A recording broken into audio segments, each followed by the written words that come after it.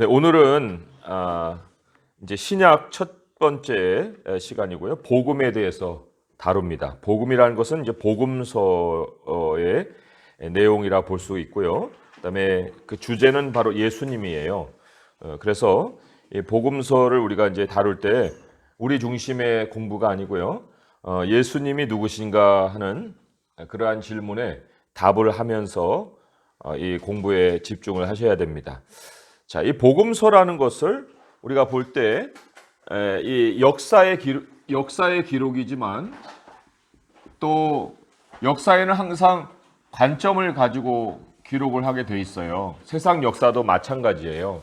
그래서 이 복음서가 네 권으로 이제 기록이 된 것은 이 관점이 다르기 때문에 그렇습니다. 그래서 우리가 정육면체를 앞에서 보거나 위에서 보거나 또 옆에서 볼 때 그 모양이 다르게 보이듯이 이 마태, 마가, 누가, 요한 이 네 권의 책이 필요한 것은 예수님을 입체적으로 발견하는 그러한 근원을 제공해 주는 거예요. 그래서 한 면으로 아니라 다방면에서 예수님을 보게 해 주시는 거죠.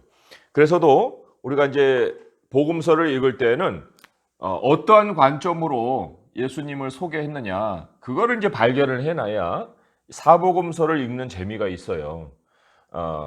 그리고 또 이 마태, 마가, 누가를 이제 공관복음이라고 얘기를 하죠. 공관복음이라는 거는 공통의 관점, 이제 그런 그 말의 준말이에요. 공관복음이라는 것이요. 근데 사실 이 공통의 관점이라고 할 때 여기서 말하는 관점은 상당히 제한적입니다. 어떤 뜻이냐면 갈릴리에서 예루살렘으로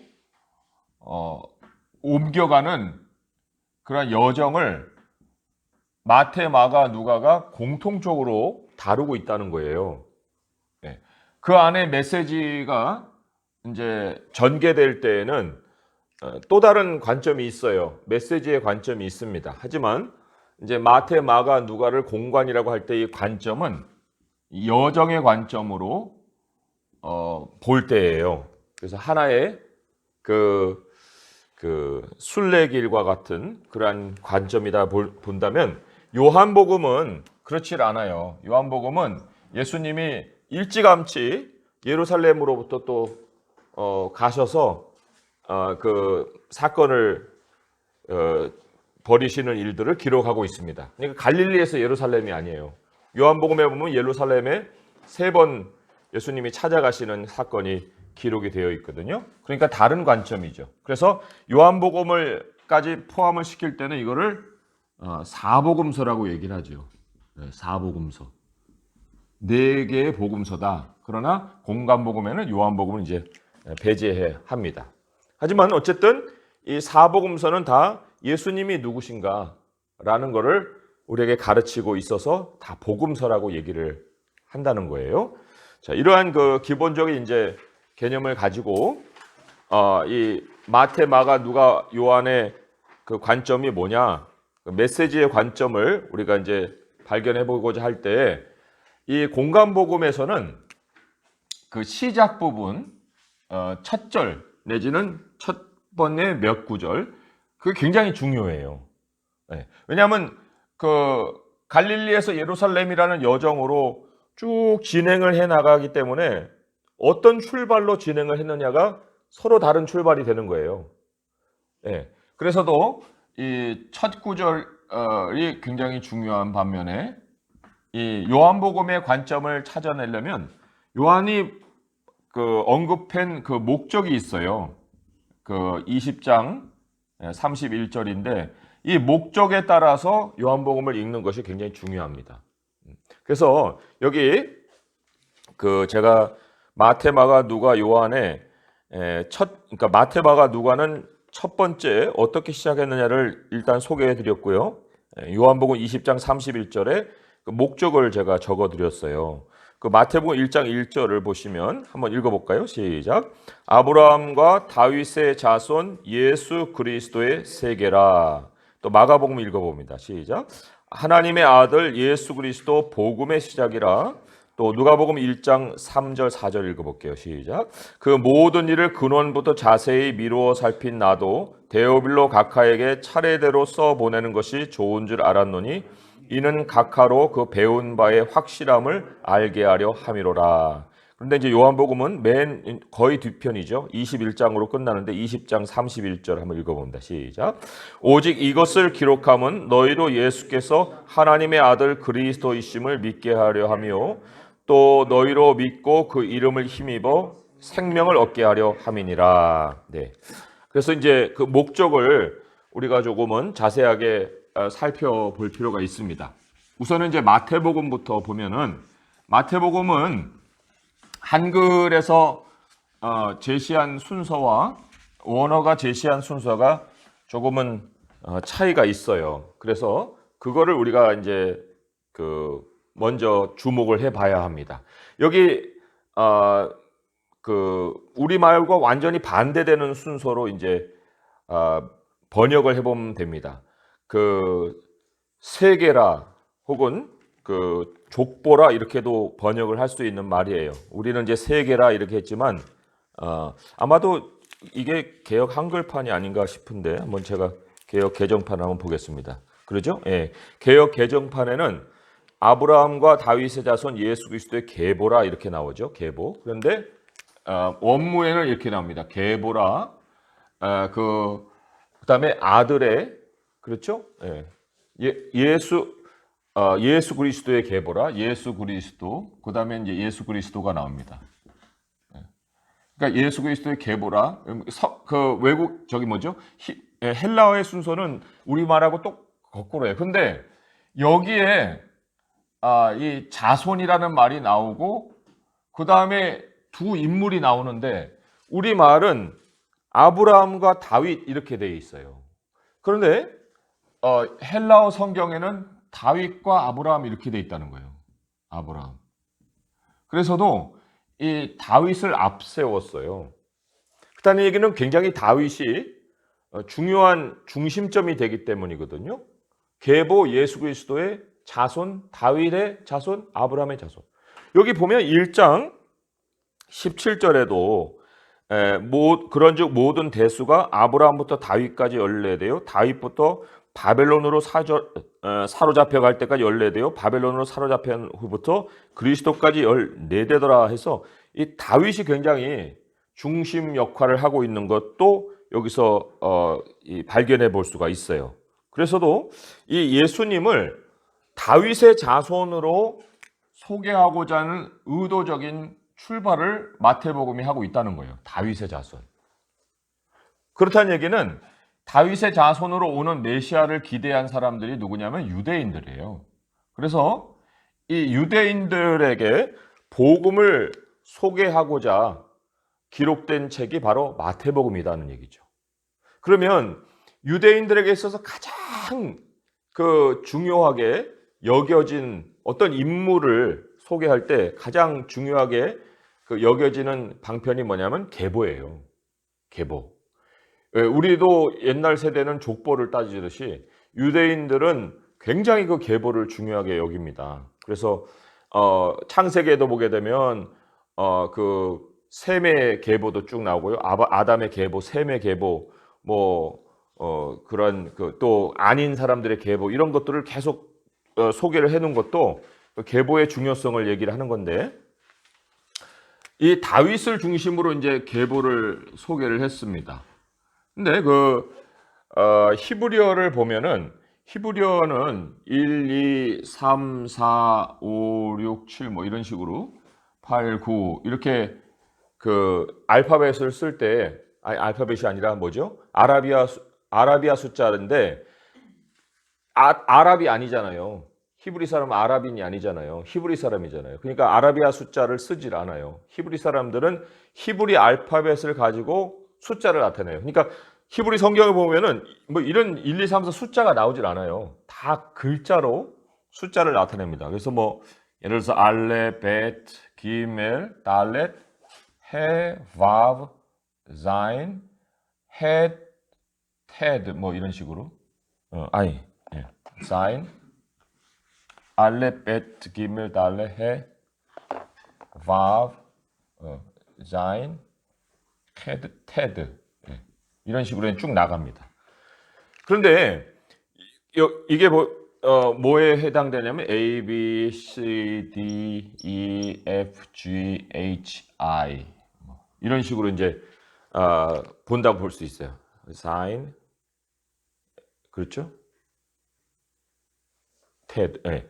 근데 여기에 데이빗 할 때는 그 D하고 여기는 F지만 히브리어는 이게 W 혹은 V 값에 해당이 됩니다. 예, 이게 vav라고 하니까요. 예. 그래서 D 그다음에 W, D 이런 식으로 이제 되는 거예요. 4, 6, 4죠. 4, 6, 4. 예.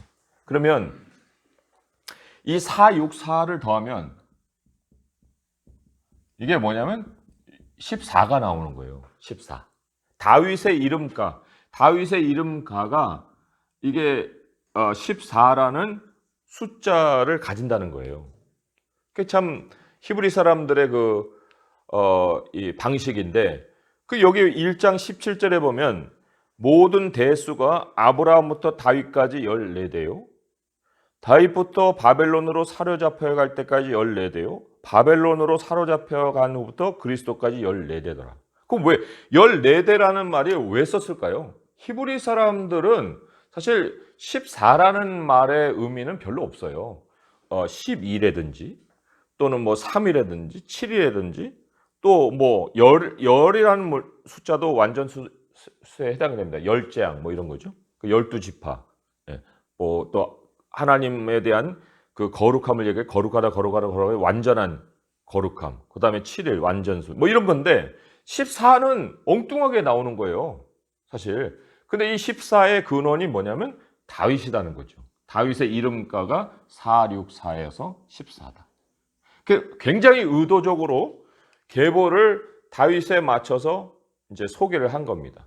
이런 거를 볼 때 유대인들은 이 계보가 졸린 이 자료가 아닌 거예요. 굉장히 이거는 의미가 있는 계보구나 라는 걸 캐치를 하는 거예요. 그리고 이 마태가 세리였거든요.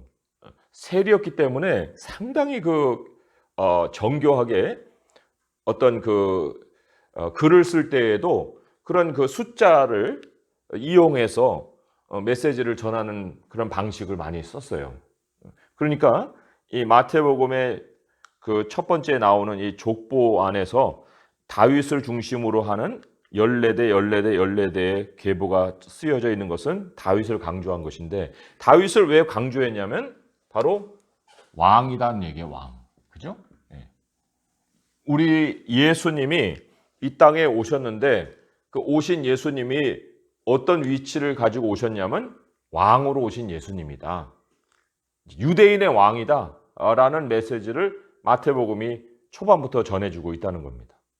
그러니까 그거를 이제 우리가 놓치면 계보에서부터 놓치면 그 이후로 막 복잡해지는 거예요. 왜 이거는 여기 있고 마가복음 왜 여기 없고 뭐 누가복음 왜 이걸 썼고 안 썼고 이런 식의 이제 어떤 논쟁이 붙게 되는데 그런 걸 알게 되면 이제 상당히 흥미롭게 마태복음을 읽을 수가 있고요. 또 마태는 세리였기 때문에 어떤 뭔가를 이렇게 모으고 또 숫자적으로 이제 어떤 것들을 제시하고 그래서 뭐 팔복이다.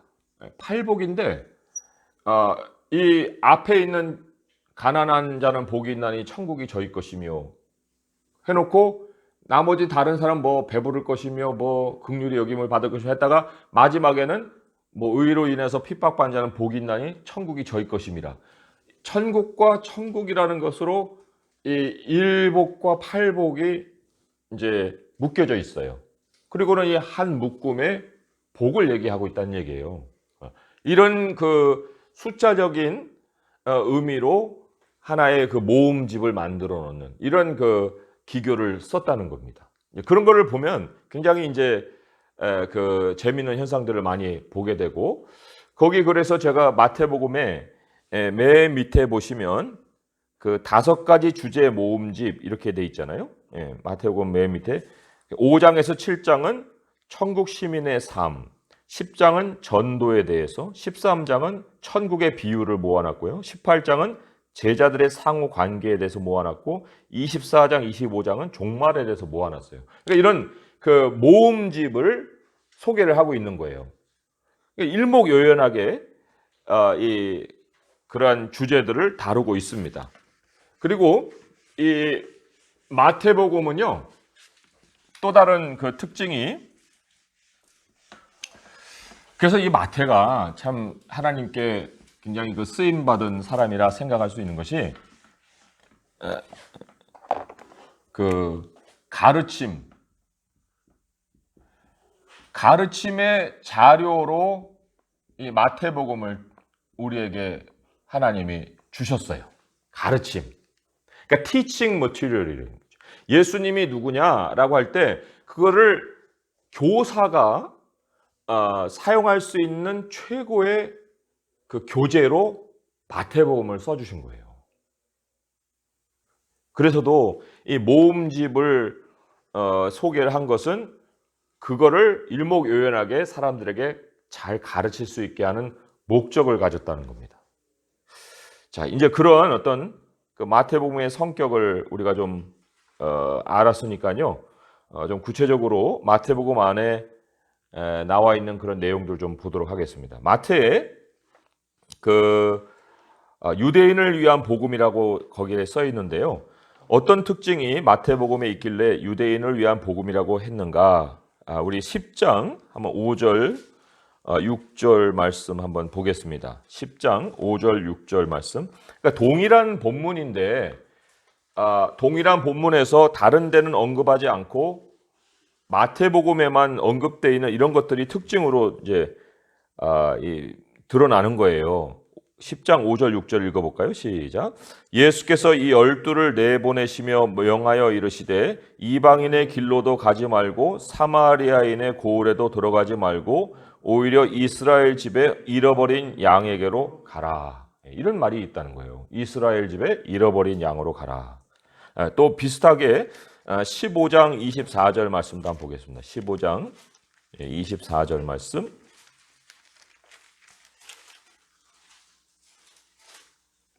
네, 15장 24절 말씀 읽어볼게요. 시작.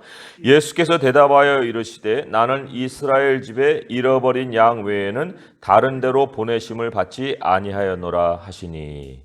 그 여기 이제 수로복의 여인이 이제 와서 와가지고 이제 내 딸을 좀 고쳐주세요 하니까 이런 대답을 했잖아요. 근데 이 여인이 굉장히 그 지혜로운 여인이었다 하는 것은 이런 거예요.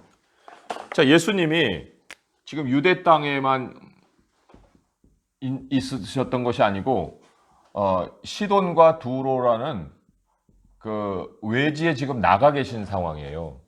나가 계신 상황에 지금 의도적으로 나가신 거예요. 사실 이 여인을 또 만나시려는 어떤 의도가 있었겠죠. 수로보니게 여인. 근데 이 여인의 이제 딸이 병 중에 이제 귀신 들려가지고 그 예수님께 찾아와서 이제 고쳐달라 하니까 예수님이 아니야, 나는 이 유대인의 사람들에게만 보냄받았지 그 외에는 보냄받지 않았다. 그러니까 이 여인이 보니까 아니 말은 그렇게 하셔놓고 그럼 왜 우리 지역에 와셨어요? 우리 지역에 왜 오신 거예요? 우리 지역에 오실 이유가 없잖아요. 그러니까 이 여인이 그걸 캐치하고 개들도 주인의 상에서 떨어지는 부스러기를 먹습니다. 뭐예요? 지금 여기 상황이 부스러기 상황이잖아요. 아니 여기 주인들이 있는 거 알아요. 주인의 상이 여기에요. 그러나 지금 예수님 나왔잖아요. 부스러기잖아요. 부스러기. 그러니까 이 부스러기 주워 먹는 게 뭐가 잘못입니까? 그러니까 예수님이 딱 그걸 들으시고 참으로 믿음이 있다. 그 상황을 그 여인은 믿음의 눈으로 본 거예요. 그러니까 당신이 여기까지 왔으니 아니 왜 일부러 그렇게 그 의도적으로 오셨는지 모르는지 모르겠지만 어쨌든 상황은 그러니 내 딸을 좀 고쳐주시오. 이렇게 얘기를 했을 때 예수님이 그 여인을 고쳐주시죠. 아무튼 그러한 지혜를 가지고 예수님을 대했던 여인의 이야기가 있지만 물론 예수님이 그런 도전을 할 수 그런 말을 할 수 있도록 도전을 던지긴 했지만 그 여인이 지혜로 그거를 캐치를 해서 믿음으로 만났던 것은 있습니다. 그렇지만 예수님의 말씀 안에도 또 비쳐 있지만 마태는 예수님이 그 유대인의 왕으로 오신 예수님이다 하는 것을 부각시켰다는 거예요. 23장 3절의 말씀 또 한번 보겠습니다. 23장 3절의 말씀 읽어볼까요? 시작. 그러므로 무엇이든지 그들이 말하는 바를 행하고 지키되 그들이 하는 행위는 본받지 말라. 그들은 말만 하고 행하지 아니하며. 이게 참 유대의 그 서기관들과 바리새인들 그들을 지적하는 얘기인데 그들을 화합을 선포하시지만 않고 그들이 말하는 바는 행하라 라고 지금 지시를 하고 있어요. 이것도 예수님이 유대인들을 향한 메시지를 전하고 계신다는 하나의 증거이기도 합니다. 또 그 같은 장 23절의 말씀도 한번 볼게요. 23절 시작. 화 있을진저 외식하는 서기관들과 바리새인들이여 너희가 박하와 회양과 근치의 11조는 들이되 율법에 더 중한 바 정의와 긍휼과 믿음은 버렸도다. 그러나 이것도 행하고 저것도 버리지 말아야 할지니라. 그래서 이것도 저것도 공통으로 다 이렇게 의무로 해야 된다는 것을 누구에게 얘기했겠어요? 이거는 유대인들에게만 해당되는 적용이죠. 그래서 유대인의 그 어떤 그 율법을 인정하고 또 그것을 지켜야 되는 것을 얘기를 해주고 있습니다. 그런데 이제 거기에 대조적으로 한번 8장으로 한번 가보세요. 8장으로 가보시면 조금은 이제 좀 상반되는 것을 볼 수도 있습니다. 마태복음 8장 11절에서 12절의 말씀 읽어볼까요? 시작. 또 너희에게 이르노니 동서로부터 많은 사람이 이르러 아브라함과 이삭과 야곱과 함께 천국에 앉으려니와 그 나라의 본 자손들은 바깥 어두운 데 쫓겨나 거기서 울며 이를 갈게 되리라. 그러니까 이게 유대인을 위한 복음이라고 썼지만 그러나 유대인만의 복음은 아니라는 거예요.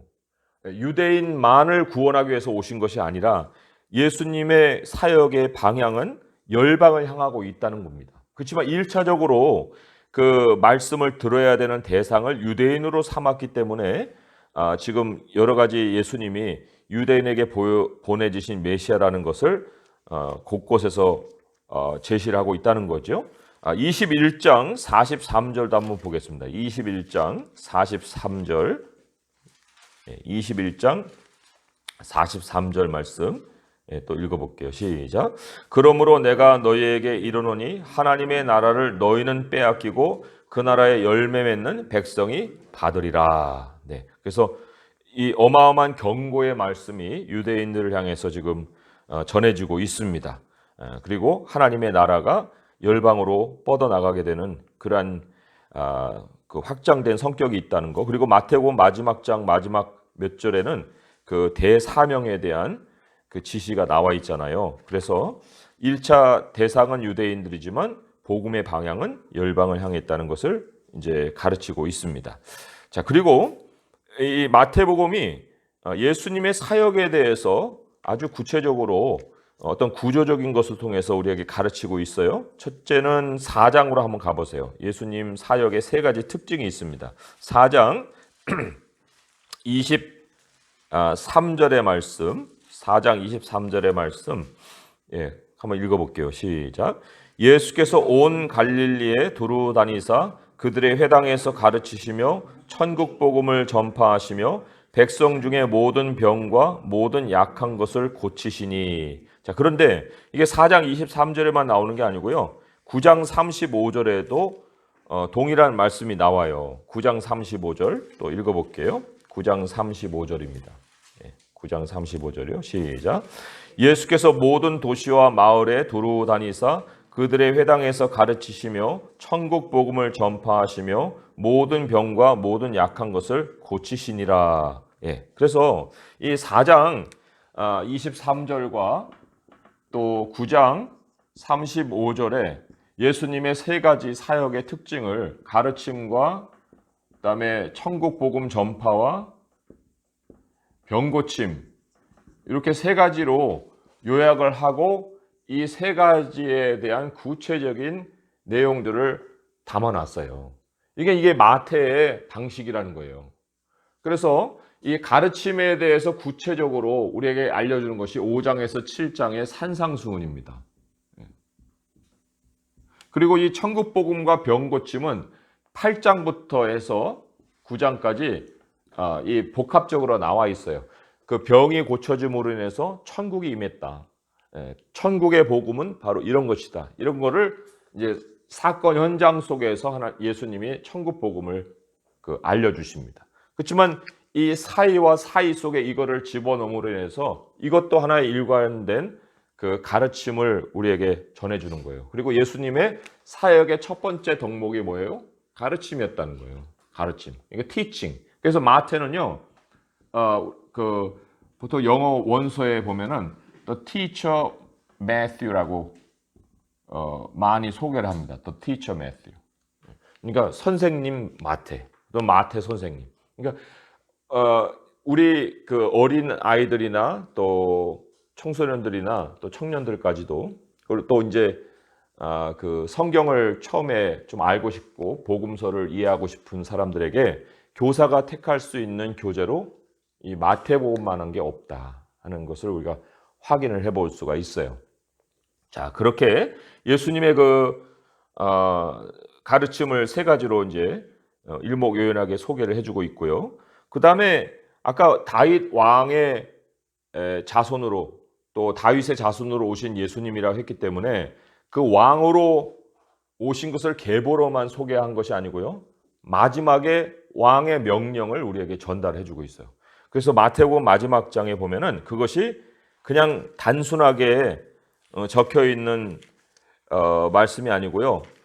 왕으로 권세를 가지고 자신의 백성들에게 그 남기신 어떤 임무라고 볼 수가 있습니다. 그래서 28장 18절에서 20절까지 한번 읽어볼게요. 마태복음 28장 18절에서 20절입니다. 시작.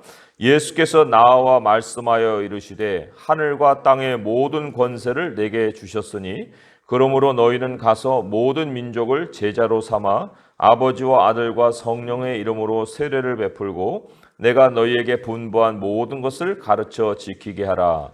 볼지어다 내가 세상 끝날까지 너희와 항상 함께 있으리라 하시니라 그랬죠. 네. 이게 바로 왕의 명령이에요. 왕의 명령. 그리고 또 아주 좀 재미있는 것은 신비롭다고 할 수도 있고요. 이 마태복음에서 소개하는 그 예수님의 그 이름이 바로 임마누엘 예수님이에요. 1장 23절에 보면 보라 처녀가 잉태하여 아들을 낳을 것이요 그의 이름은 임마누엘이라 하리라 하셨으니 이를 번역한즉 하나님이 우리와 함께 계시다 함이라. 그래서 계보 다음에 예수님의 잉태됨을 소개할 때 강조점은 임마누엘에 있었거든요. 임마누엘. 그런데 마지막 28장 마지막 절에도 세상 끝날까지 너희와 항상 함께 있으리라. 이런 말로다가 지금 첫 장과 끝장을 모으고 있어요. 이게 참 마태만의 어떤 방식이라고 볼 수 있는 거죠. 그래서 임마누엘 하나님으로 또 마태복음을 우리가 관점을 그렇게 두고도 충분히 읽어볼 수 있는 그런 말씀이라는 것, 그것도 하나 우리가 이제 참고적으로 볼 수가 있습니다. 자, 그러면 여기 5가지 주제 모음집 이렇게 되어 있는데요. 잠깐이라도 맛을 좀 보면은 이렇습니다. 5장에서 7장은 천국 시민의 삶이라 이렇게 되어 있어요. 그러면서 5장 1절에 예수께서 무리를 보시고 산에 올라가 앉으시니 제자들이 나아온지라 입을 열어 가르쳐 이르시되 라고 해서 그 무리들과 제자들이 좀 그 대조되어 나옵니다. 무리를 보시지만 그러나 제자들이 그 가운데서 나와서 지금 가르침을 받고 있어요. 제자들이 누구냐면요. 제자들, 우리는 이제 제자들 하면 여러 가지 의미를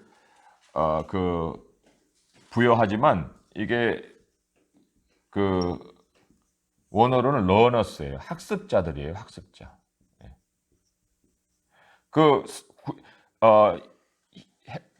구약 성경에는 학자라는 말로 나옵니다. 학자. 학자의 혀를 내게 주사. 학자가 뭐냐면 배우는 자예요. 학습자. 뭐 스컬러. 무슨 우리가 얘기하는 식으로 박사학위를 가진 사람을 학자라고 얘기하지 않고요. 성경이 얘기하는 학자는 학습자를 얘기하고 바로 공부하는 사람이에요. 공부하는 사람. 그러니까 제자들은 공부하는 사람이라는 얘기죠. 공부하는 사람들.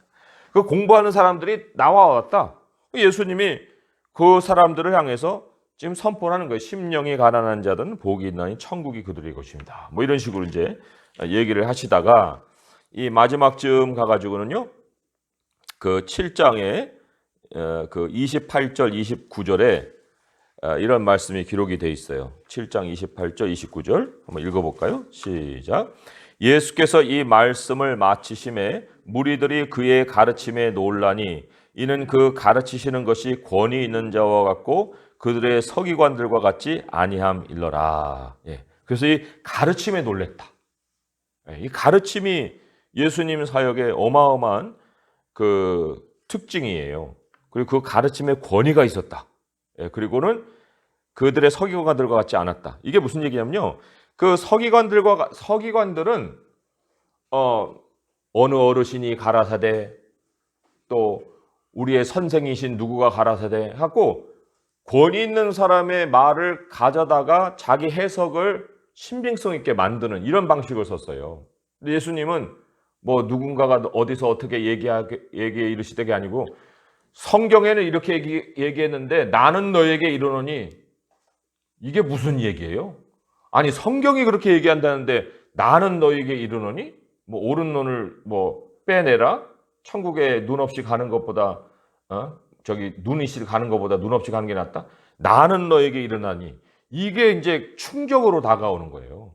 그래서 이런 권위 있는 말씀이 무엇이냐 하고 이제 지금 놀라 자빠진 유대인들을 지금 만나는 거예요. 그러니까 5장에서 7장의 말씀은 전혀 새로운 천국의 삶을 우리에게 제시를 하고 있습니다. 땅에서 사는 거야 뭐 얼마든지 율법을 통해서 그들도 막 전문가예요. 그렇지만 이거는 하늘 시민이 살아가야 될 삶의 기준이라는 것을 아주 못 박아버리신 것이 나는 너에게 이르노니. 그래서 그 인자가 바로 이 모든 안식일의 주인이기도 하고 또 성전을 허물어라 내가 성전이다라는 더 큰 성전이다고 얘기도 하시고 그리고는 이제 하늘에서 내려온 자 외에는 하늘로 올라간 자가 없다. 이거는 하늘의 권위를 가지고 이제 말씀을 전하는 거죠. 자, 10장에도 보시면 전도 매뉴얼입니다. 전도 매뉴얼. 이것만한 전도 매뉴얼이 다른 데 없어요. 우리가 어떻게 나가서 말씀을 전할까 할 때 이 10장의 말씀이 그 특징이 됩니다. 그리고 우리가 아까 그 7장에 보시면 이 말씀을 마치심에 이런 말씀이 있었잖아요. 7장 28절에. 근데 이 마태가 모음집을 끝날 때마다 사용한 것이 바로 그 마치시고 이 말이에요. 그러니까 11장 1절에 보시면 예수께서 12제자에게 명하시기를 마치시고 이렇게 돼 있잖아요. 그래서도 이제 10장이 하나의 단위로 마무리되는 걸 우리가 볼 수가 있는데 그 10장의 말씀 안에 전도에 관한 그 매뉴얼이 아주 상세하게 되어 있고요. 그리고 영접과 영접하지 않는 것에 대한 대조가 상당히 뚜렷하게 제시가 되어 있습니다. 그러니까 우리가 나가가지고 뭐 누구를 설득하거나 좀 와줘봐 뭐 이런 애걸복걸하거나 이런 식으로 전도하지 마라 이런 매뉴얼이에요. 그러니까 너희들 환영하면 가서 전하고 환영 안 하면 그냥 발에 먼지를 떨어버려라. 그리고 집안 식구가 너희 원수다. 이런 식의 어떤 굉장히 단호하고 또 당당한 그런 그 전도의 모습을 지금 여기에서 제시를 하고 있어요. 또 13장에 보시면 천국의 비유를 다 모아놨습니다. 그 13장 그 말씀에 천국의 비유가 상당히 많이 나오죠. 예. 그래서도 예수님을 이제 배척한지라 하는 말씀이 마지막에 소개가 되어 나오기도 합니다. 아무튼 이 13장의 여러 가지 천국 비유를 통해서 우리가 천국을 또 배울 수가 있고요. 18장에 가 보시면 그 제자들의 상호 관계에 대해서 이 천국의 그 기준 뭐 이런 것들을 이제 말씀을 해주고 있습니다. 거기서도 이제 19장 1절에 예수께서 이 말씀을 마치시고라는 말이 나오긴 하는데요. 그 제자들의 상호 관계 속에서 어떻게 용서를 해야 되고 또 어떻게 참 그 합심해야 되고 뭐 이런 것들을 적어놓고 있습니다. 그리고 이제 특징적인 것이 24장, 25장에 종말에 관한 소식을 전하고 있다는 거예요. 그래서 이 말씀을 통해서 우리가 이제 앞으로 마지막 날에 어떻게 될 건가 하는 것을 우리가 가늠해 볼 수 있습니다. 26장 1절에 예수께서 이 말씀을 다 마치시고 했기 때문에 여기는 이제 다 마치시고라는 말이 나오잖아요. 더 이상의 이제 가르침이 없어요. 그리고는 26장 이후로는 이제 예수님이 십자가로 향하시는 그 사건들을 기록을 하고 있습니다. 24장, 25장만 연구해도 종말에 관한 그 메시지를 일목요연하게 정리를 해볼 수 있다는 거예요. 자, 이것이 이제 마태복음의 특징입니다. 그리고 마태오가 전하는 메시지라 하는 얘기예요. 자, 마가복음은 어떤 특징을 가지고 있을까 할 때 상당히 그 생동력 있는 메시지를 전하고 있어요. 그러니까 마태는 사실 마가가 제일 처음 쓰여진 복음서로 알려져 있습니다.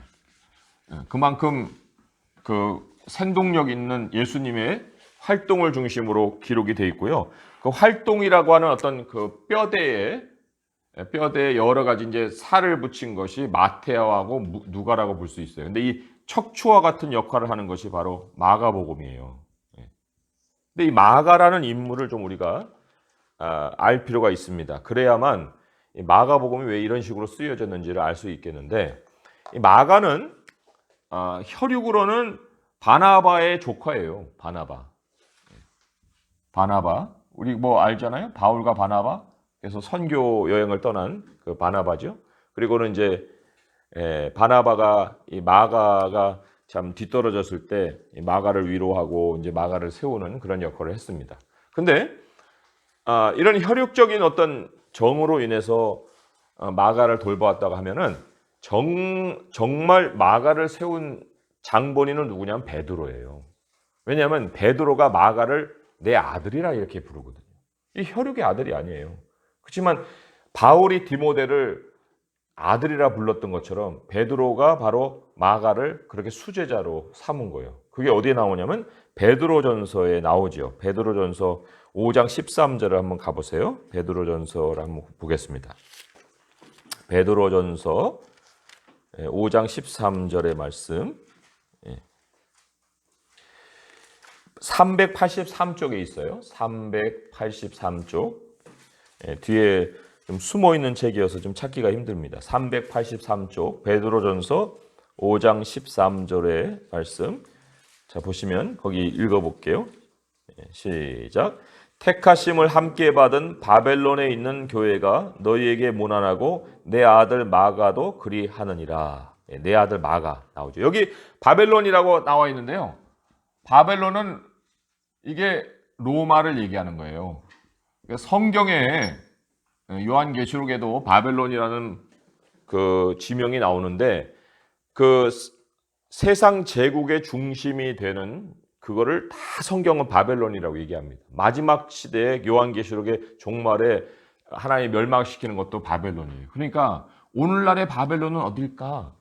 라고 할 때 그 당시에 바벨론을 로마를 바벨론으로 불렀다고 할 때 지금 이 시대에 바벨론이 될 수 있는 그 후보지는 몇 개 안 되죠. 뭐 뉴욕이 될 수도 있고, 그죠? 세상 모든 뭐 상인들이 몰려가는 그런 곳, 아니면 문명의 어떤 그 중심지, 미국이 지금 제국이라면 그 제국의 어떤 수도, 뭐 워싱턴, 뉴욕, 뭐 이런 것들을 얘기할 수 있겠죠. 아무튼 이 로마는 수시로 바뀌지만 바벨론이라는 용어는 그대로 사용을 합니다. 그러니까 바벨론에 있는 교회 또 내 아들 마가 그렇다는 얘기는 마가가 지금 어디 있다는 거예요? 로마에 있다는 거예요. 로마에. 베드로도 로마에서 사역하고 로마에서 죽었죠. 네로 황제가 바벨론에 베드로도 죽이고 바울도 죽이고 그랬잖아요. 그런 이 베드로가 지금 내 아들 마가라고 불렀는데 그 마가에게 지금 어떤 그 일을 맡기고 그 베드로가 죽었느냐 하는 거는 베드로 후서 1장 15절을 한번 가보세요. 베드로 후서 1장 15절에 보시면 지금 이제 죽음이 임박한 상황에 그 베드로가 가진 사명을 얘기를 하는 거예요. 14절부터 15절까지 한번 읽어볼까요? 시작. 이는 우리 주 예수 그리스도께서 내게 지시하신 것 같이 나도 나의 장막을 벗어날 것이 임박한 줄을 알미라. 내가 힘써 너희로 하여금 내가 떠난 후에라도 어느 때나 이런 것을 생각나게 하려 하노라. 예. 떠난 후에 어느 때나 이런 것을 생각나게 하려 한다는 게 바로 성경의 기록을 얘기하는 거예요. 그거를 누구에게 맡겼느냐면 바로 마가에게 맡겼다는 거죠. 마가. 이 마가가 로마에 있으면서 이제 베드로의 사역을 글로 사람들에게 남겨서 계속 이어지게 만든 건데 이 로마의 상황이 아주 특별합니다. 로마의 상황이. 이 로마에 그 어떤 일이 있었냐면요. 글라디오스라는 황제가 49년에 모든 유대인들을 다 내쫓아 버려요. 그래 그때 이제 아굴라 브리스길라가 로마에서 고린도로 옮겨가고 바울을 만납니다. 그런 이 유대인들이 이제 쫓겨나는 그런 공백 기간이 한 5년간 지속이 됩니다. 이때는 로마에 유대인들이 한 명도 없는 기간이었어요. 근데 이때 이제 그 클로디우스죠. 글라디오라는 황제가 죽어요. 그리고 이제 55년부터 이제 차츰차츰 사람들이 이제 로마로 돌아오기 시작합니다. 하지만 한꺼번에 돌아오는 일은 없어요. 차츰차츰 이제 옛날 그 지역으로. 근데 여기서 로마에서 제일 처음 교회를 세운 사람들이 사실 흩어진 유대인들이었겠죠. 그 유대인들이 이 로마로 와가지고 로마에서 온 유대인들이 그 다시 돌아가가지고 로마에 이제 그 교회를 세우는 그런 일이 있어요.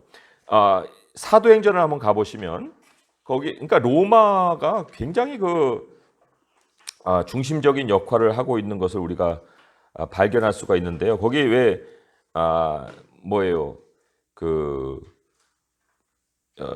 방언하는 사건이 있잖아요. 성령을 받고. 그런데 2장 10절을 보시면 2장 10절에 이런 말이 기록이 되어 있어요. 2장 10절에 한번 읽어보겠습니다.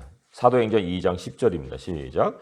부르기아와 밤빌리아, 애국과 및 구레네에 가까운 리비아 여러 지방에 사는 사람들과 로마로부터 온 나그네 곧 유대인과 유대교에 들어온 사람들과 이렇게 나와요. 그러니까 로마로부터 온 나그네 중에 유대인이 있고 유대교에 들어간 이방인들도 있는데 이들이 돌아가서 로마의 교회를 세운 거예요. 그래서도 이 로마 교회는 유대인과 이방인들이 세운 교회로 처음에 출발을 했습니다. 근데 49년에 그 글라디우스 황제가 유대인들을 다 쫓아낸 다음에는 이방인들만 남는 교회가 된 거예요. 그리고는 이게 한참 진행을 하고 있습니다. 그리고 여기에 이제 유대인들이 차츰차츰 조금씩 들어오는데 이 마가가 지금 대상으로 삼아서 쓴 사람들은 바로 이 이방인들입니다. 베드로가 초반에 이제 이 유대인들과 이방인들이 섞여 있던 공동체를 이제 담당을 했겠지만 어쨌든 유대인들이 쫓겨나고 핍박을 당하고 이제 점차 돌아오는 상황이지만 이방인들만 남아있는 이런 상황에서 이제 베드로도 이제 돌아왔겠죠. 베드로도 돌아오고 다시 교회를 세우려다 보니까 이제는 주도권이 이방인들에게로 넘어갔기 때문에 계속 들어오는 사람들은 이방인들로 더 많이 채워지는 거예요. 65년에 베드로가 이제 64년에 베드로가 네로에 의해서 죽었다고 했으니 로마에서 이 이후로 이제 핍박의 상황이 계속 지속이 됐을 텐데 그때 이제 마가를 통해서 이방인들이 주축이 된 교회를 세우려고 선교적인 목적으로 쓴 책이 마가복음이에요. 선교적인 책. 선교적인 책이라는 것은 굉장히 그 생동감 있는 현장성을 가집니다. 그 군사를 빼고, 그리고 이방인들이 알아들을 수 없는 용어들을 사용할 수가 없어요. 뭐 마태는 유대인들을 그 대상으로 했기 때문에 이것도 하고 저것도 버리지 말아야 한다. 뭐 11조에 대한 얘기도 하지만 이방인들이 뭐 그런 얘기를 어떻게 알아들어요? 그러니까 그런 군사들은 다 빠지는 거예요. 그리고 예를 들어서 귀신 들린 사건이 나올 때에도 마태는 두 귀신이 항상 나타납니다. 두 증인이 나타나는 거예요. 아니 마가는 귀신 하나가 나타나고 막 난리법석을 치는데 왜 마태복음엔 두 귀신이 나와서 막 난리법석을 쳐요? 왜냐하면 유대인들의 그 사고 방식에는 한 놈이 움직여 갖고는 이게 증거가 안 되는 거예요. 두세 증인이 있어야 그게 성립이 되는 거예요. 그래서도 등장 인물을 다 두 이상으로 이제 등장을 시키죠. 근데 마가는 그냥 그 둘이든 셋이든 이방이든 상관도 안 하는 거예요. 둘을 써가 왜 둘이어야 됩니까? 뭐 이런 질문을 만들어낼 이유도 없는 거니까 딱 논쟁의 거리를 딱 줄여버리고 그냥 사건이면 사건으로 끝내버리는 거죠. 그런 어떤 그 선교적인 관점으로 마가복음을 기록을 했다는 거예요. 그래서 이 고린도전서에 그 사도 바울이 선교했던 선교의 어떤 원리가 있어요. 고린도전서 9장 21절의 말씀 한번 보겠습니다. 고린도전서 9장 21절의 말씀 한번 읽어볼까요? 274쪽에 있죠. 274쪽 9장 21절입니다. 시작. 율법 없는 자에게는 내가 하나님께는 율법 없는 자가 아니요 도리어 그리스도의 율법 아래에 있는 자이나 율법 없는 자에게 같이 된 것은 율법 없는 자들을 얻고자 함이라. 이 원리가 바로 마가복음을 쓴 원리다, 그런 얘기입니다. 그래서 이 마가복음 안에는 이 선교적인 관점의 복음이 아주 생동감 있게 기록되어 있다 하는 거고요. 자, 그 마가복음이 어떻게 시작하고 있냐면요.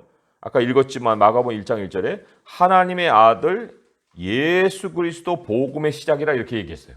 그러면 선교적인 관점에서 가장 중요하게 드러내야 했을 예수님의 모습이 뭐였느냐 할 때 그게 바로 하나님의 아들이었다는 거예요. 마태는 다윗의 자손이었는데 마가는 하나님의 아들 예수 그리스도의 복음의 시작이다. 이렇게 하나님의 아들을 이제 드러내려고 그 복음을 전개를 했습니다. 그래서 하나님의 아들이 나와 있는 구절들이 굉장히 중요한 의미를 가져요. 마가복음에서는.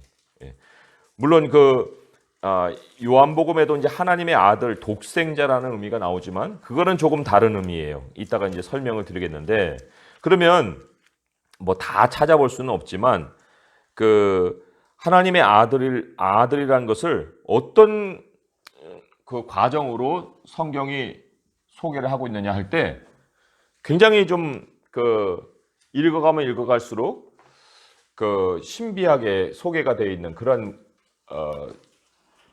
구절을 가지고 있어요. 자, 처음에는 이제 선포하죠. 그러나 이게 비밀이에요. 하나님 나라의 비밀을 아는 것이 너희에게는 허락이 되었으나 외인들에게는 허락되지 않았다. 뭐 이런 말을 하고 있잖아요.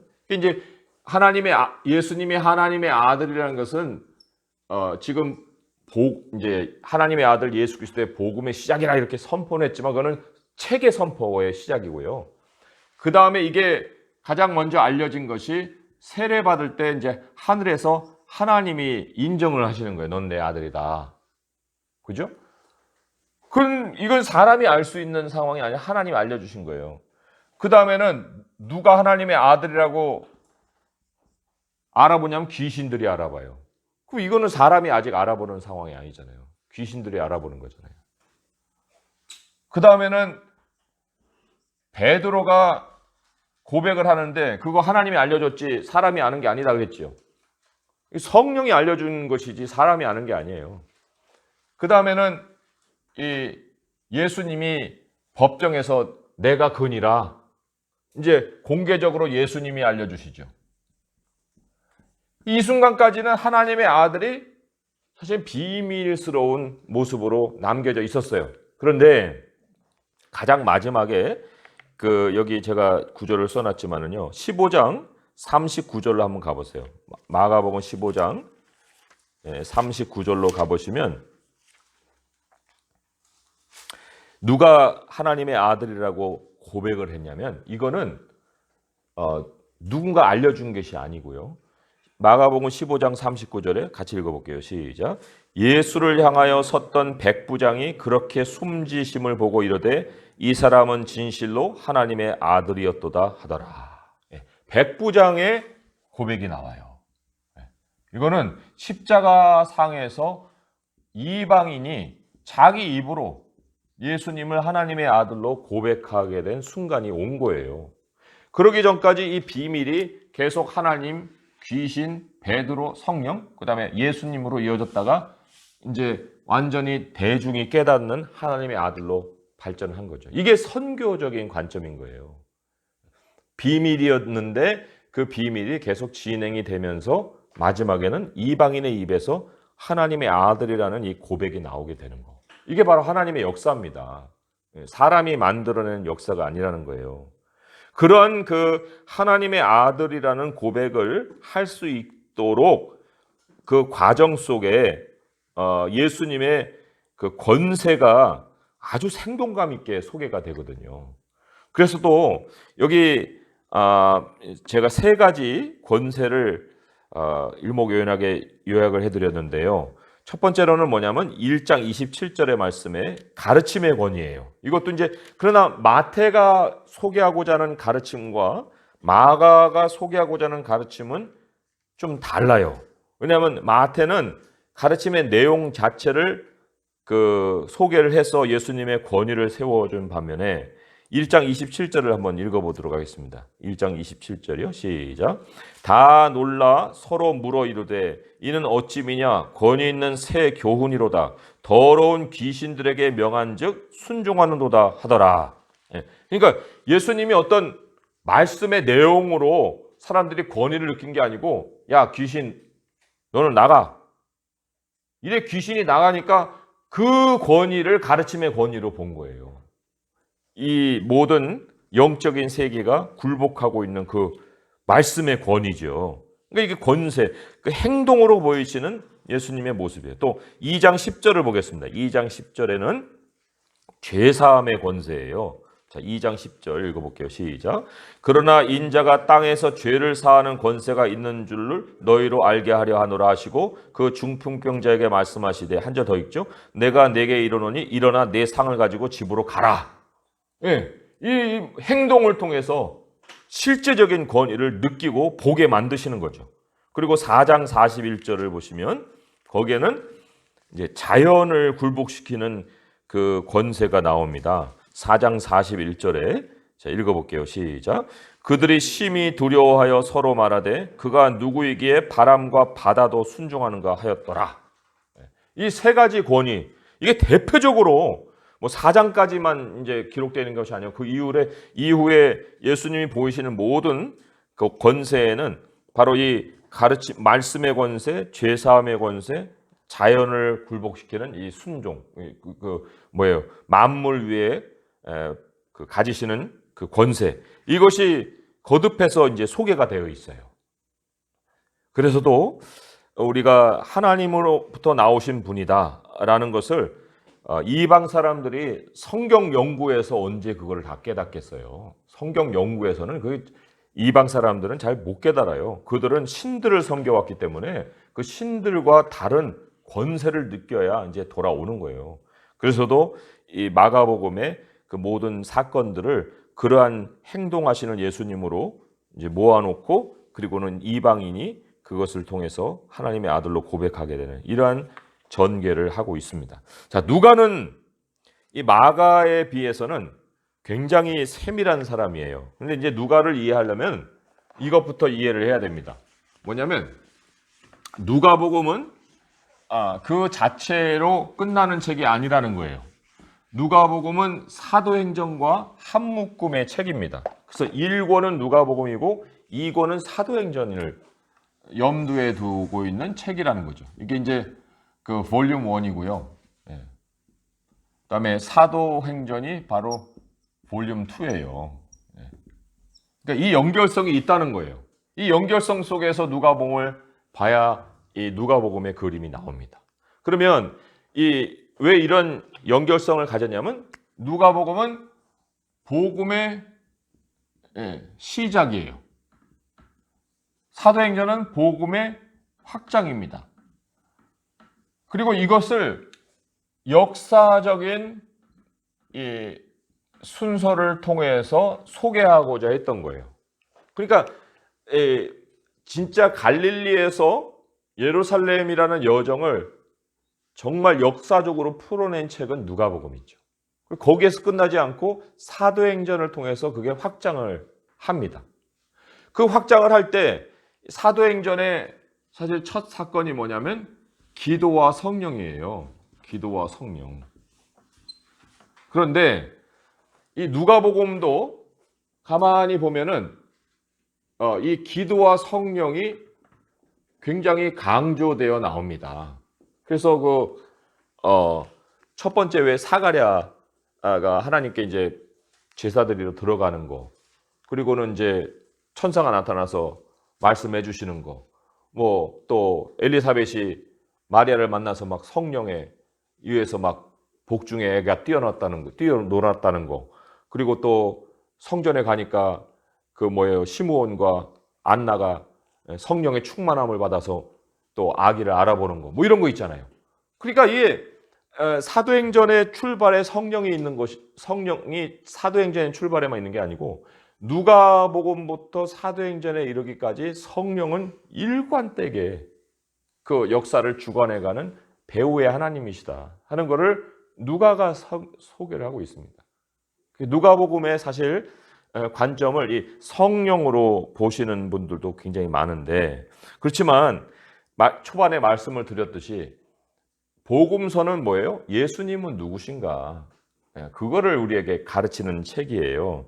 그리고는 예수님과 성령님이 다른 분이 아니고 예수님과 성령님은 그 삼위일체로 역사하시는 분이기 때문에 그 성령님을 예수님 안에서 또 깨닫게 해주는 복음서라고도 볼 수가 있어요. 자, 그런 의미에서 이 누가복음은 출발은 유대 땅에서 출발을 했지만 그러나 마지막 사도행전이라는 그 교회 역사를 방향으로 잡고 있기 때문에 대상이 유대인과 이방인을 다 포함하고 있어요. 그러니까 포괄적으로 이 대상을 갖고 있는 그러한 책이 바로 유대인과 누가복음이다 이렇게 보이고요. 그렇기 때문에 거기 그 누가복음 거기 소개된 그 컬럼에 한 5번째, 6번째 줄에 이런 말씀 제가 써놨잖아요. 여러 부류의 사람들과 관계하시는 예수님, 이게 나와요. 이 다른 복음서하고는 좀 다르게 강조되어서 나온다는 거예요. 가난한 자, 여자들, 어린이들, 죄인들, 특별히 사마리아인들. 사마리아인 어떤 우리가 이제 강도 맞은 자를 도와준 사마리아인뿐만 아니라 10명인데 한 명만 돌아와가지고 감사를 표하는 사마리아인도 있고요. 아무튼 이 누가복음에서 등장하는 이방인이 주인공으로 보이고요. 그다음에 이제 여자들 또한 그 굉장한 역할을 하죠. 예수님이 사역하는 배후에 누가 그러면 그 먹을 걸 대고 돈을 댔느냐? 다 여자들이에요. 마지막에 십자가 사건의 그 증인들이 누구였느냐? 바로 여자들이에요. 그러니까 이거는 유대 남자들이 읽으면 부끄러울 정도가 아니고 이거 뭐야? 할 정도로 굉장히 화가 날 만큼의 어떤 그런 얘기들을 많이 써놓은 책이 또 누가복음이라고 할 수가 있어요. 자, 그런 거를 좀 이제 나중에 보겠지만은 누가는 의사예요. 의사입니다. 골로새서 4장 14절에 의사 누가라는 말이 나오고 있습니다. 그런데 이 누가가 처음에 누가복음을 어떻게 시작했느냐, 그것을 우리가 좀 약간은 설명이 필요합니다. 누가복음 1장 1절에서 4절의 말씀을 같이 한번 읽어볼게요. 누가복음 1장 1절에서 4절입니다. 시작. 우리 중에 이루어진 사실에 대하여 처음부터 목격자와 말씀에 일꾼된 자들이 전하여 준 그대로 내력을 저술하려고 붓을 든 사람이 많은지라. 그 모든 일을 근원부터 자세히 미루어 살핀 나도 데오빌로 각하에게 차례대로 써 보내는 것이 좋은 줄 알았노니 이는 각하가 알고 있는 바를 더 확실하게 나타내려 함이로라. 자, 그런데 사도행전을 한번 보세요. 사도행전 1장 1절에서 그 3절까지 말씀 한번 보겠습니다. 사도행전 1장 1절에서 3절의 말씀이에요. 자, 읽어볼게요. 시작. 데오빌로여, 내가 먼저 쓴 글에는 무릇 예수께서 행하시며 가르치시기를 시작하심부터 그가 택하신 사도들에게 성령으로 명하시고 승천하신 날까지의 일을 기록하였노라. 그가 고난받으신 후에 또한 그들에게 확실한 많은 증거로 친히 살아계심을 나타내사 40일 동안 그들에게 보이시며 하나님 나라의 일을 말씀하시니라. 이 두 성경이 연결되어 있다는 것이 초반에 그 글로다가 확인이 되는데요. 그 누가의 그 관심은 역사 기술에 있었어요. 근데 도대체 이 역사가 무슨 역사냐 할 때 두 가지의 그 내용을 가집니다. 첫째는 구약이 가르치는 그 내용이 어떻게 예수님의 이야기와 연결되느냐. 이게 역사적인 관점으로 첫 번째 쓴 거예요. 자세히 미루어 살핀 그 바다 할 때 뭐를 미루어 살폈느냐. 바로 구약의 기록을 그 참고해서 그리고 그걸 예수님과 연결시키려고 했던 많은 사람들의 자료를 참고해서 예수님의 이야기와 연결시켰다는 거죠. 역사 기술. 그런데 두 번째로는 이미 이제 예수님의 이야기가 완결이 됐잖아요. 그 완결된 그 예수님의 이야기와 무엇을 연결시켰냐면 하나님의 나라와 연결시켰다는 거예요. 하나님의 나라가 뭐냐면 교회죠. 교회가 확장되어 가는 것과 그 완결된 예수님의 이야기가 어떻게 연결되어 있느냐? 이런 두 가지 역사적인 관점을 가지고 내력을 살펴서 소개한 역사 복음서가 누가복음이고 사도행전이다. 그래서 그냥 단순히 일어난 사건을 그 기록했다 이게 아니고요. 그 살필 때에 가졌던 관점이 바로 이 두 가지였다라는 것을 우리가 확인을 해볼 수가 있어요.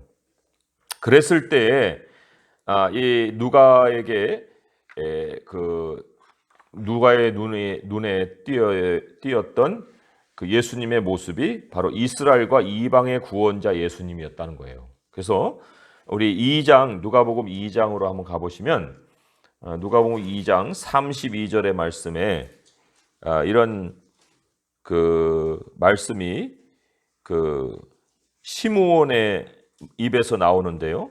그거는 이제 여러 다른 구약의 성경과 특별히 이사야의 예언과 연결되어 있는 그 말씀이에요. 2장 32절 같이 읽어볼게요. 시작. 이방을 비추는 빛이요 주의 백성 이스라엘의 영광이니다. 여기 이방도 나오고 이스라엘도 나오는데 이게 바로 구약의 말씀을 인용한 그 말씀이거든요. 이사야 42장 6절의 말씀인데 그 말씀을 그 통해서 이제 누가복음의 대상이 이방인과 이스라엘이다 하는 것도 가르치고 있고요. 또 3장 38절을 한번 옮겨가 보겠습니다. 3장 38절에 보시면 마태의 계보와 좀 다른 것이 마지막 계보의 결말이 이렇게 나와 있어요. 읽어볼까요? 시작. 그 위는 에노스요, 그 위는 셋이요, 그 위는 아담이요, 그 위는 하나님이시니라. 그러니까 마태의 계보는 아브라함으로부터 쭉 내려옵니다. 그런데 누가복음은 거꾸로 올라가요. 거꾸로 올라가면서 하나님까지 올라갑니다. 그럼 하나님 안에서 이방인이 어디 있고 유대인이 어디 있어요? 다 동일하게 다 하나님을 근원으로 삼고 있잖아요. 그래서도 이 유대인들에게만 필요한 계보가 아니라 바로 이방인들에게도 동일하게 그 뿌리가 같은 예수님이라는 것을 그 소개를 하고 있습니다. 그리고 또 하나만 찾아보면 19장 10절의 말씀이에요. 19장 10절의 말씀. 네, 19장 10절의 말씀. 네. 그 굉장히 그 모든 예수님의 사역 대상을 요약해 주는 말씀이라고 볼 수 있어요. 19장 10절 읽어봅니다. 시작. 인자가 온 것은 잃어버린 자를 찾아 구원하려 함이니라. 네. 마태복음에 뭐라고 했어요? 이스라엘의 잃어버린 자를 위해서 왔다 이렇게 나왔잖아요. 그런데 여기 누가복음은 인자가 온 것은 잃어버린 자를 찾아 구원하려 함이라 이렇게 나와요. 그래서도 유대인과 이방인을 대상으로 하는 복음서다 이렇게 기록을 요약을 할 수가 있습니다. 자, 이 누가복음 안에 그래서도 이제 강조되어 있는 물론 모음집은 아니에요. 마태복음과 같이 이렇게 모음집은 아닌데 강조되는 주제를 몇 가지 뽑을 수가 있어요. 거기에 이제 제가 5가지를 뽑았거든요. 하나는 제자도요, 또 하나는 가난함과 나눔이요, 성령과 기도요, 여자들의 역할이다. 이렇게 뽑아볼 수가 있습니다. 굉장히 중요한 포인트를 가지고 있어요. 특별히 그 제자도를 한번 보시면 9장 57절에서 62절인데 한번 샘플로 한번 보겠습니다. 9장 57절에서 62절의 말씀. 네, 9장 57절에서 62절의 말씀. 굉장히 하나님 나라의 관점으로 이 예수님을 따르는 것을 소개를 하고 있어요. 그 중에 62절의 말씀 같이 한번 읽어보도록 하겠습니다. 시작. 예수께서 이르시되 손에 쟁기를 잡고 뒤를 돌아보는 자는 하나님의 나라에 합당하지 아니하니라 하시니라. 그러니까 그 구원을 받는 정도로 끝나는 것이 아니라 하나님의 나라에 들어가는 그 교회적인 삶을 또 배후에 두고 있다 볼 수가 있고요.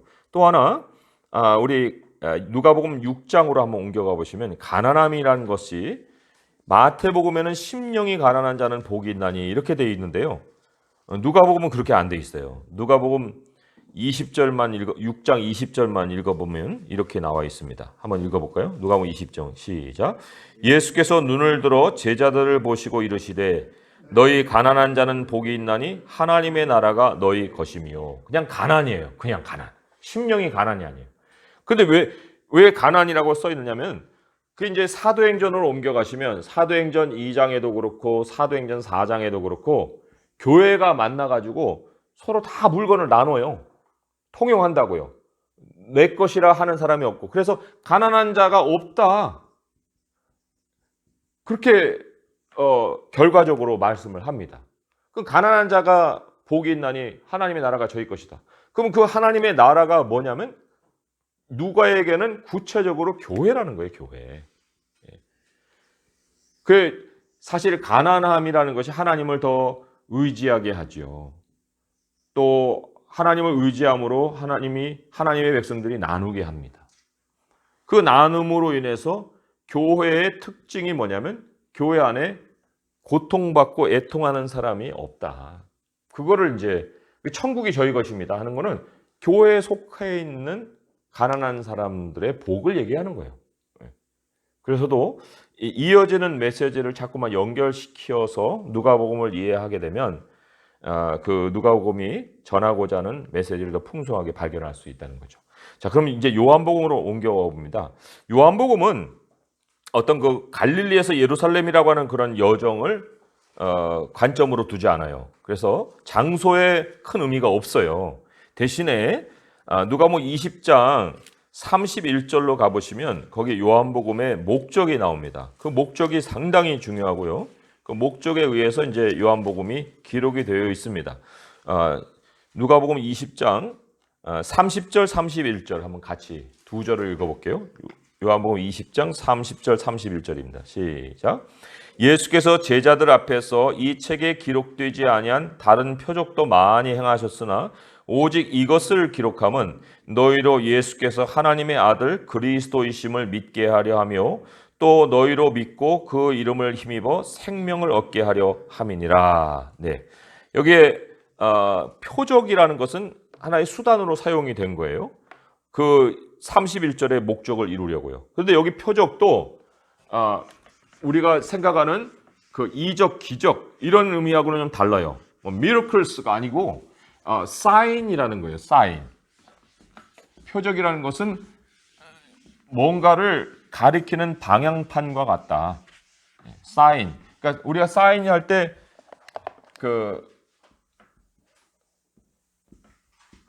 뭐예요? 이게 이제 뭔가를 알려주는 이정표 같은 역할을 하는 거예요. 그래서 우리 도로 표지판에 뭐 이렇게 여기서 뭐 일방통행 아니면 그러면 이제 이 이후의 길은 일방통행이다. 아니면 여기 이제 부산 하면 이제 부산으로 가는 길이다. 이런 이 자체는 의미가 없어요. 이 자체를 보여주려고 한 게 아니에요. 이 자체가 가리키는 그 다음이 뭐냐 하는 거를 역할하는 게 이 사인이란 말이죠. 근데 이 요한복음에는 이 사인이 굉장히 많이 나와요. 많이 나오면서 이 사인을 통해서 뭐를 알려주고 있습니까? 거기 20장 31절에 두 가지 목적이 있잖아요. 예수께서 하나님의 아들 그리스도이심을 믿게 한다. 그리고 또 생명을 얻게 한다. 그러니까 이 예수님이 그리스도이신 것과 예수님이 하나님의 아들이신 것과 그리스도인 것, 그리고 영생을 얻게 하는 것. 그게 요한복음의 목적이라는 거죠. 자, 그러면 표적들이 어떻게 사용이 됐는가 할 때 두 가지 샘플만 요한복음이 일단은 제시를 했고, 첫 번째, 두 번째라고 얘기를 했고, 세 번째, 네 번째 이런 거는 이제 순서를 달지는 않았지만 그 이후로 많은 사인들이 기록이 돼 있어요. 그게 이제 나는 누구다라는 말을 통해서 이제 나오는데요. 첫 번째 사인이 바로 가나 혼인잔치예요. 2장 1절에서 이제 12절의 사건인데, 그 중에서 우리 그 11절의 말씀 같이 한번 읽어보도록 하겠습니다. 2장 1절에서 11절인데요. 그 중에 11절 읽어볼까요? 시작. 예수께서 이 첫 표적을 갈릴리 가나에서 행하여 그의 영광을 나타내심에 제자들이 그를 믿으니라. 그의 영광을 나타냈다는 것은 예수님이 누구시냐를 나타냈다는 거예요. 그죠? 숨겨 있는 것이 아니라 예수님을 드러내셨다, 그런 얘기인데, 그럼 여기에 뭐가 나왔어요? 물이 변화해 포도주가 됐잖아요. 완전히 다른 그 물질이 된 거잖아요. 물이 포도주로. 그러니까 이게 예수님이 앞으로 변화될 것 또는 부활하실 것, 이런 것들을 이제 미리 여기서 사건을 통해서 알려준 거예요. 그 두 번째 표적도 의미가 있습니다. 연결시켜서 4장 46절에서 54절인데요. 거기에서도 그 54절을 보시면 이렇게 결말이 되어 있습니다. 한번 읽어볼까요? 4장 53절 시작. 이것은 예수께서 유대에서 갈릴리로 오신 후에 행하신 두 번째 표적이니라. 이 두 번째 표적이 뭐예요? 아들을 살려준 표적이에요. 그러니까 이것도 부활의 표적이잖아요. 그래서도 예수님이 사람을 살리시는 생명이시다. 아까도 물질이 완전히 다른 거로 바뀐 것도 바로 부활의 생명을, 여기도 아들을 살려내는 생명을, 그러니까 이 표적이 가르치는 모든 배후에 바로 생명이라는 주제가 있고요. 그 다음에 거기 하나님의 아들이라는 그 메시지도 함께 담겨 있는 거예요. 자, 그러면 우리가 세 가지 주제, 그리스도, 하나님의 아들, 영생, 이 세 가지 주제가 어떻게 기록이 되어 있는지 한번 살펴보도록 하겠습니다. 자, 그리스도라는 것도 하나님의 아들이라는 것도 논쟁을 통해서 전개가 돼요. 어떤 논쟁이냐면, 예를 들어서 7장 25절 한번 가보세요. 7장 25절에 이렇게 논쟁이 펴져입니다. 요한복음 7장 25절에서 36절의 말씀인데요. 그 중에서도 25절, 26절, 27절까지 세 절 한번 읽어보겠습니다. 시작. 예루살렘 사람 중에서 어떤 사람이 말하되 이는 그들이 죽이고자 하는 그 사람이 아니냐? 보라, 드러내게 말하되 그들이 아무 말도 아니하는도다. 당국자들은 이 사람을 참으로 그리스도인 줄 알았는가? 그러나 우리는 이 사람이 어디서 왔는지 아노라. 그리스도께서 오실 때에는 어디서 오는지 아는 자가 없으리라 하는지라. 예수께서 성전에서 가르쳐 외쳐 이르시되 너희가 나를 알고 내가 어디서 온 것을 알거니와 내가 스스로 온 것이 아니니라. 나를 보내신 이는 참되시니 너희는 그를 알지 못하나 나는 아노니 이는 내가 그에게서 났고 그가 나를 보내셨음이라 하시니. 예. 어디서 온 줄 알다. 뭐예요? 요셉의 아들이 아니야. 그런데 아니 그리스도는 그 행방을 모르거늘 이 사람을 우리가 다 출신 알고 있는데 어떻게 이 사람이 그리스도냐? 하고 이제 논쟁을 붙이는 거예요. 그런 논쟁이 7장에만 있는 것이 아니고 10장에도 나오는데요. 그런데 이런 많은 사람들이 막 이렇게 머리가 복잡해 갖고 막 여기서 이제 논쟁을 핍니다. 그리스도가 어떻게 그럴 수 있느냐? 당신이 그리스도냐? 근데 굉장히 복잡하지요. 하지만 진정으로 그리스도를 고백하는 사람들은 그 순간에서 현장에서 고백해 버립니다. 이게 하나님의 역사인 거예요. 한번 볼까요? 그리스도 논쟁의 대조가 될 때 1장 41절을 한번 보세요. 요한복음 1장 41절. 요한복음 1장 41절에요. 예. 한번 읽어볼게요. 시작. 그가 먼저 자기의 형제 시몬을 찾아 말하되 우리가 메시아를 만났다 하고 메시아는 번역하면 그리스도라. 예. 여기 지금 두 제자 누구예요? 요한과 야고보인가요? 예. 그리고는 그 요한의 말을 듣고 있는 사람들 중에 그 야고보가 안드레죠. 안드레가 자기 시몬을 찾아가 갖고 야 우리 메시아를 만났어. 그리스도를 만났단 말이야. 이게 지금 뭘 책을 읽고 하는 것도 아니고 논쟁을 핀 것도 아니고 아예 초반부터 그냥 그리스도를 만났어 이렇게 얘기를 해버리잖아요. 4장 29절로 한번 가보세요. 4장 29절로 가보시면 사마리아 여인 수가성 여인이 나옵니다. 4장 29절을 또 읽어볼게요. 시작. 내가 행한 모든 일을 내게 말한 사람을 와서 보라. 이는 그리스도가 아니냐? 아니 그 몇 분 정도 될지 뭐 1시간 남짓 될지 그 대화를 가지고 지금 이런 고백을 하고 있는 거예요. 또 11장 27절도 한번 볼까요? 11장 27절. 11장 27절. 네. 네, 마르다가 또 이제 고백을 한 거예요. 11장 27절 읽어봅니다. 시작. 이르되 주여 그러하이다. 주는 그리스도시요 세상에 오신 하나님의 아들이신 줄 내가 믿나이다. 그래서도 하나님의 백성은요. 막 이게 논쟁 속에 결말이 그러니까 아니야. 이러지 않습니다. 하나님의 은혜가 그 지각을 열어서 현장에서 그리스도를 고백하게 만드는 거예요. 하나님의 아들 논쟁도 마찬가지예요. 하나님의 아들에 대한 논쟁도 논쟁으로만 펴지는 것이 19장 7절에 그 샘플로 나와 있어요. 19장 7절을 한번 보시되 한번 보겠습니다. 그 유대인들이 이제 예수님을 잡아놓고 거의 고문하면서 이렇게 얘기하잖아요. 19장 7절에 시작. 유대인들이 대답하되 우리에게 법이 있으니 그 법대로 하면 그가 당연히 죽을 것은 그가 자기를 하나님의 아들이라 함이니라. 하나님의 아들라 했다고 지금 십자가에 못 박아 버리는 거예요. 그러니까 이 요한복음이 얘기하고자 하는 십자가 사건의 중심에는 예수님이 하나님의 아들이라는 주장이 있었다. 그런데 그거를 대조적으로 성경이 처음부터 뭐라고 선포했냐면요. 이제 아까 그 1장에 하나님의 아들의 의미를 이제 요한복음은 좀 다르게 얘기하고 있다 이렇게 얘기했잖아요. 1장 18절의 말씀만 일단은 보겠습니다. 1장 18절의 말씀 읽어볼게요. 시작. 본래 하나님을 본 사람이 없으되 아버지 품속에 있는 독생하신 하나님이 나타내셨느니라. 여기 이제 독생하신 이라는 말이 여러 사본이 가지고 있는 뜻이 조금씩 뉘앙스가 다른데요. 그냥 독생이라는 것은 유일하신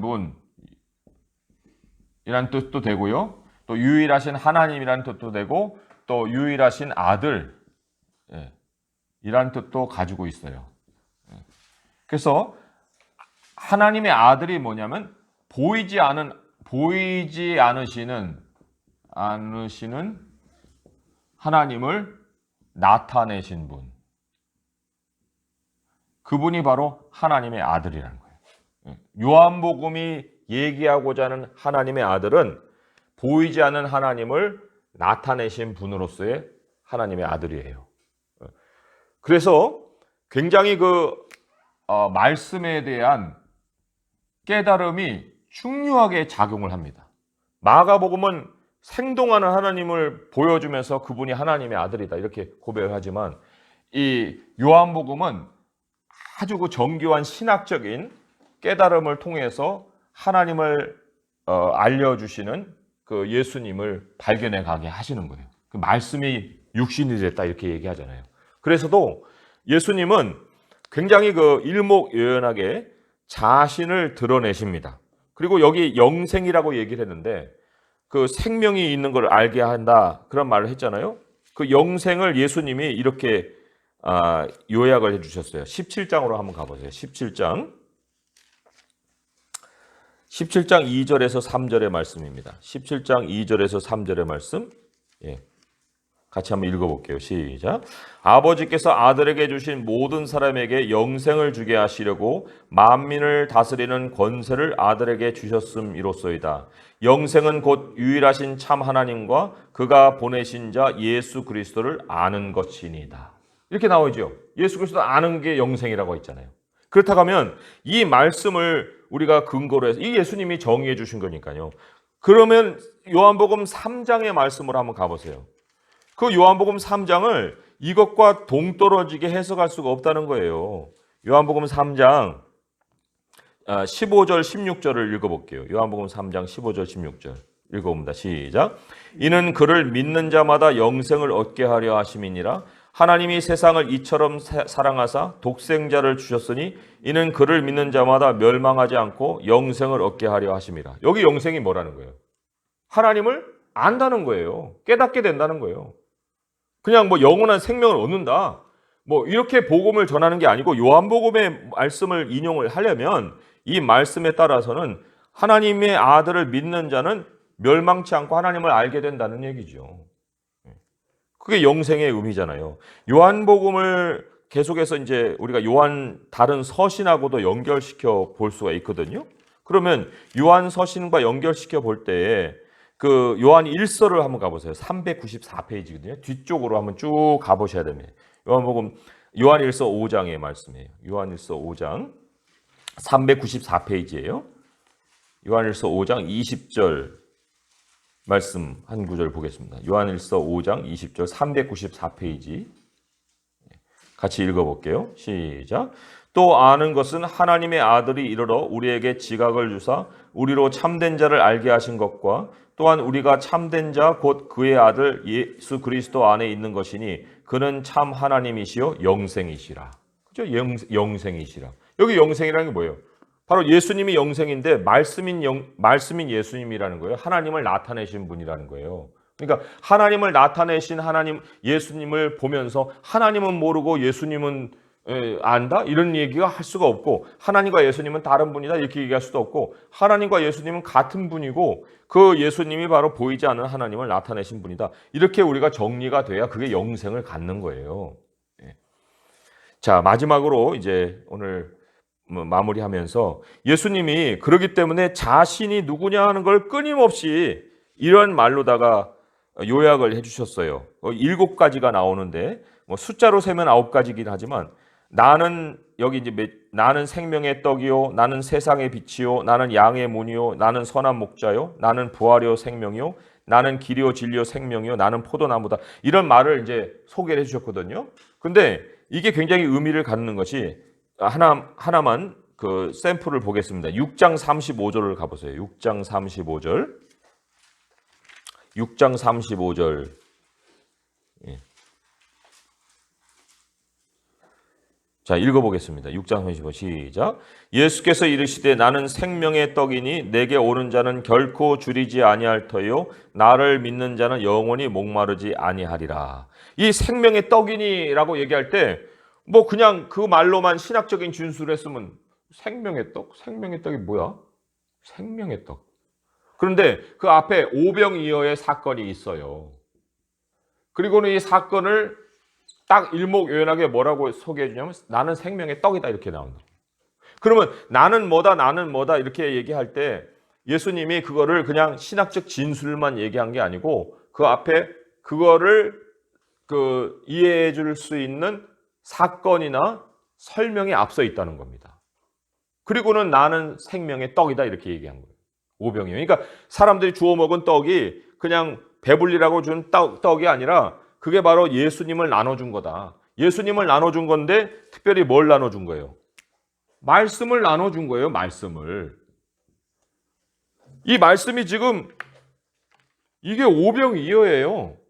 자, 이 말씀이 성경이 옛날에는 뭐 100만 권이었다가 지금은 한 권으로 줄어들었어요? 옛날에는 한 권이었는데 지금은 100만 권으로 뭐 다른 책으로 번역 돼가지고 다른 버전들이 있습니까? 아니에요. 예수님 시대나 그 이전에 하나님의 시대, 구약의 시대나 성경은 한 권이에요. 그리고 예수님이 오시고 난 다음에 신약이 기록이 되어 있죠. 그런데 그때 이후로 모든 하나님의 백성은 다 이걸로 다 양식을 삼아서 지금까지 먹고 있어요. 우리도 지금 오늘도 이 말씀 읽으면서 이 안에서 양식을 얻고 있잖아요. 이게 오병이어예요. 오병이어. 띄워줘도 또 있고, 띄워줘도 또 있고, 같은 말씀을 읽어도 그 말씀 안에서 또 다른 깨달음이 나오고, 이거 외에 다른 오병이어가 어디 있어요? 그 오병이어의 사건이 바로 말씀을 나눠주시는 예수님의 사역을 대변한 거라는 거죠. 그런데 그게 생명의 떡으로만 되는 것이 아니고 하나만 더 볼까요? 8장 12절의 말씀. 나는 빛이요 이렇게 있잖아요. 8장 12절의 말씀. 8장 12절에 한번 읽어보겠습니다. 시작. 예수께서 또 말씀하여 이르시되 나는 세상의 빛이니 나를 따르는 자는 어둠에 다니지 아니하고 생명의 빛을 얻으리라. 이 생명의 빛을 얻으리라. 이 앞에 사건을 보게 되면은 여러 가지 예수님이 치유하시는 사건들이 기록이 되어 있습니다. 특별히 바로 앞에는 음행하다가 잡힌 그 여인에 대한 사건이 나와 있어요. 그리고는 사람들이 다 돌로 쳐 죽이려고 할 때 죄 없는 자가 먼저 돌로 치라고는 하나씩 이제 물러가고 할 때 예수님이 나는 세상의 빛이다. 나를 따르는 자는 어둠에 다니지 않고 생명의 빛을 얻는다. 이럴 때 어둠이라고 하는 그 현실을 바로 이 앞에는 음행이라는 현장을 통해서 고발하는 것이고 그 앞에는 이제 예수님을 믿지 않는 대제사장들과 바리새인들의 맹인됨, 그죠? 소경됨, 그거를 또 고발하고 있는 것이고 아무튼 앞으로 가면은 다 빛이 아닌 어둠의 세상에 대한 것이 무엇인지를 우리에게 가르치고 있어요. 그런 다음에 나는 세상의 빛이다 하는 말씀으로 요약을 하고 있다는 것이죠. 그러니까 요한복음이 요약해주는 예수님에 대한 모습 7가지 모습인데 그거를 잘 우리가 요약을 해서 그 안에서 영생이 뭐냐를 알게 되는 거고 또 그리스도가 누구냐를 또한 알게 되는 것이다. 하나님 아버지 감사합니다. 주님께서 적어주신 이 복음서 4권의 책이 너무나도 소중합니다. 우리에게 오병이어의 떡을 오늘도 떼어 주시는 하나님, 여러 방면의 예수님을 발견하면서 너무나도 우리가 몰랐던 주님을 또 이 시간에 알고자 하는 소망을 갖습니다. 주님을 영원히 우리가 알아갈 것입니다. 하나님, 이제 우리가 복음서를 대하면서 여러 정말 각도에서 자신을 드러내신 우리 주 예수 그리스도를 발견하게 하시고 또 우리가 사람들에게 예수님을 전할 때에도 정말 이렇게 다양하게 보여주신 우리 주님이 주신 말씀을 가지고 또 그들의 삶을 살피어 무엇이 필요한지 또 어떤 것이 주님이 그들에게 주고자 하시는 떡인지 우리가 살피고 배우고 또 선생으로서 그리고 선교의 사명을 감당함으로써 그리고 또 계시의 말씀을 전하는 자로서 그리고 교회를 세워가는 저희들로서 이 말씀을 풍성하게 또 사람들에게 소개해 줄 수 있도록 하여 주옵소서. 우리의 배움이 그치지 않게 하시고 예수 그리스도를 알아가는 그 지식의 고상함을 인해서 모든 것을 배설물로 여길 만큼 우리가 가치 있는 말씀으로 여기고 매일 동행할 수 있게 하여 주옵소서. 예수님의 이름으로 감사하며 기도합니다. 아멘.